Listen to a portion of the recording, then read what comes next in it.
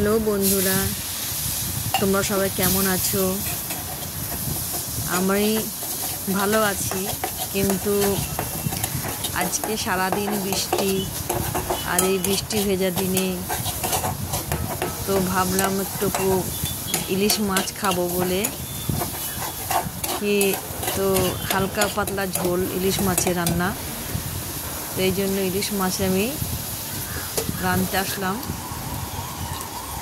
বিশেষ করে আমি পাতলা ঝোল খেতেই বেশি ভালো পছন্দ করি।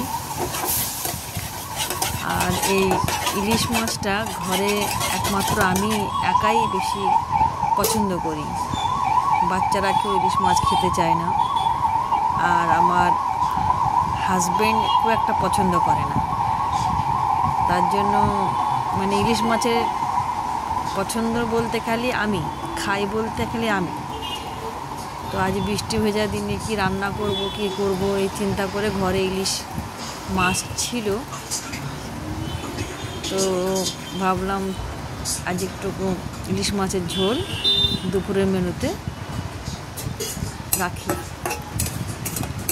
তো হালকা পাতলা ঝোল খেতে আমি খুব পছন্দ করি, এই জন্য আমি হালকা পাতলা ঝোলই করি বেশিরভাগ মাছে, কারণ আমাকে বেশি গাঢ় ঝোল খেতে পছন্দ করি না। তো ইলিশ মাছ কার কার পছন্দ, কে কে খেতে ভালোবাসে,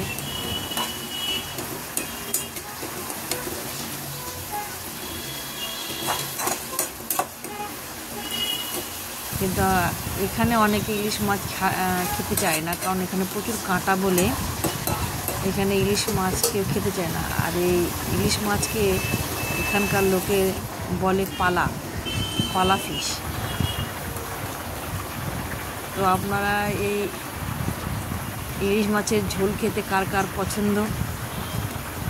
অনেক কথাই দুবার বলে ফেললাম। তো আমার এই রান্নাটা কেমন হয়েছে, পাতলা ঝোল ইলিশ মাছের?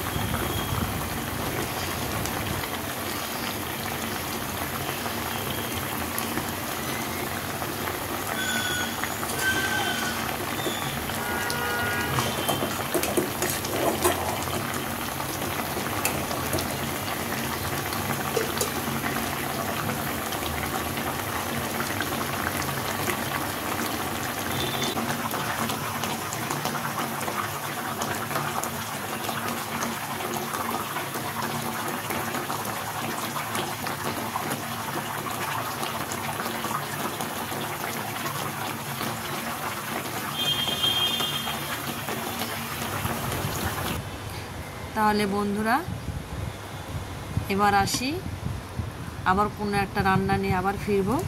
ততক্ষণ আপনারা ভালো থাকবেন, সুস্থ থাকবেন।